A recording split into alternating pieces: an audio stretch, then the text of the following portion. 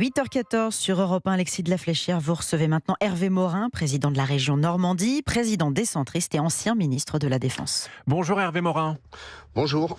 Merci d'être avec nous dans Europe 1 Matin Week-end. On va parler bien sûr de cette visite d'Emmanuel Macron en Chine sur fond de guerre en Ukraine, de ces survols de drones aussi au-dessus de l'île Longue dans le Finistère. Mais d'abord, Hervé Morin, un mot sur le budget 2026. La partie recette du projet de loi de finances de la sécurité sociale a été adoptée à l'Assemblée nationale. Cette nuit, les députés ont pu remettre la suspension de la réforme des retraites dans le texte adopté.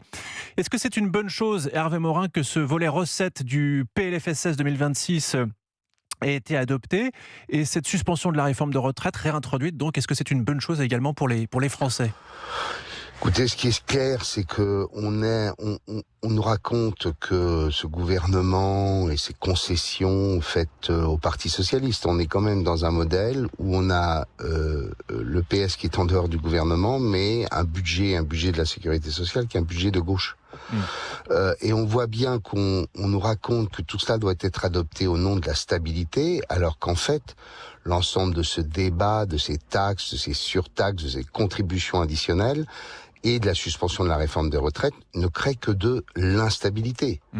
Et en fait, la seule solution, c'est une démission programmée du président de la République qui dit voilà, pour l'intérêt de la France, pour l'intérêt de la nation, pour l'intérêt des Français, je laisse le temps aux partis politiques de s'organiser, je démissionne.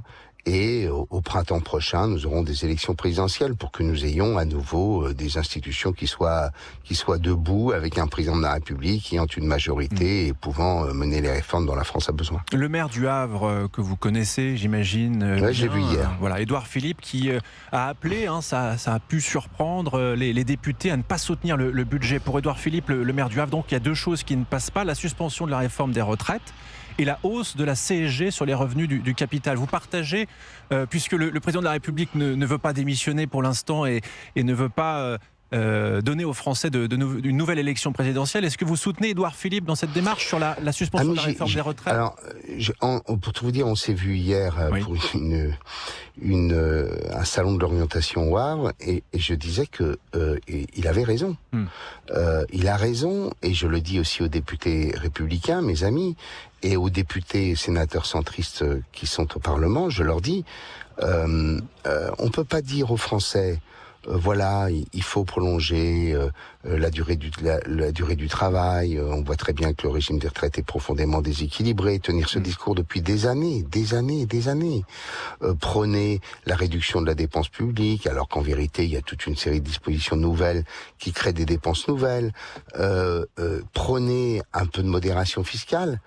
Donc ensuite faire le contraire. C'est-à-dire que quand vous allez vous retrouver devant les électeurs, le moment venu, on va vous dire mais monsieur, qui vous êtes vous ? Donc vous les appelez à renverser la table. Mais c'est pas renverser la table, c'est remettre la table debout. C'est l'inverse.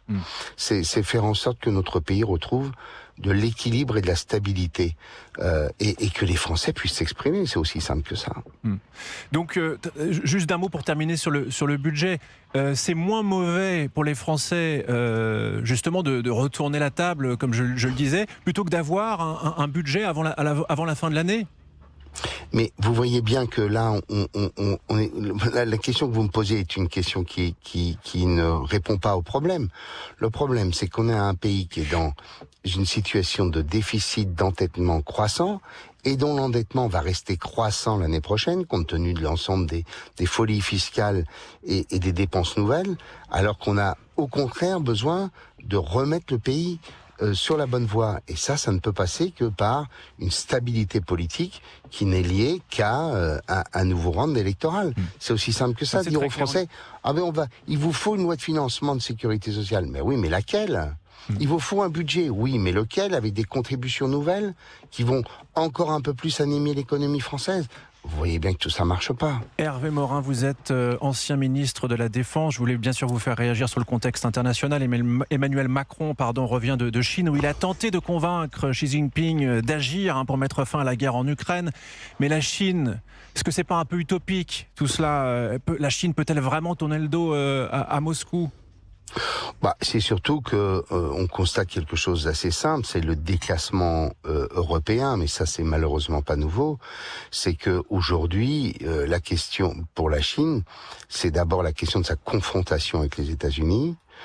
Comme d'ailleurs les États-Unis ne considèrent plus que leur priorité c'est la stabilité de l'Europe. Bon, alors en plus on a Donald Trump à l'heure actuelle à la tête des États-Unis, mais c'est pas nouveau en tant que tel.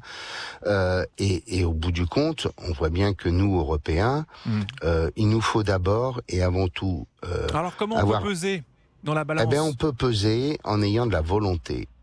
On a eu, et j'ai été ministre de la Défense et je l'ai vécu lors de la présidence de l'Union européenne par la France, c'était en 2008, où on avait à l'époque des pays européens qui se satisfaisaient très bien d'être sous la vassalité des États-Unis, ne dépensant pas pour leur défense et leur sécurité, considérant que l'Alliance Atlantique, ça allait très bien comme ça. Et puis, c'est le grand réveil.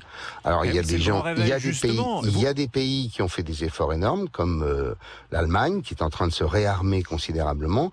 Puis il y a des pays qui disent le faire, comme la France. Mais oui, qui dit justement qu'elle veut un service militaire. Oui, mais sauf qu'il ne se passe rien. Et là où vous avez un exemple clair de l'affaiblissement d'un pays lié à sa dette et à son endettement, où on a un président de la République qui nous annonce qu'il faut être en économie de guerre depuis 3 ans.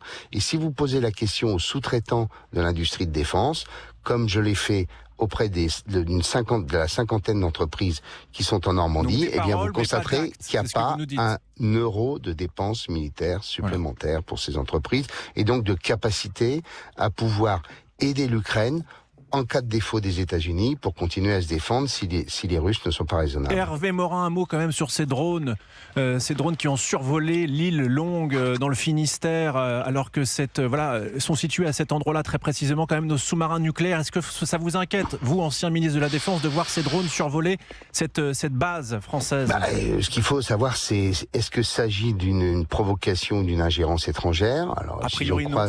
Pour l'instant, si j'en crois ce que vous avez raconté dans votre journal, non.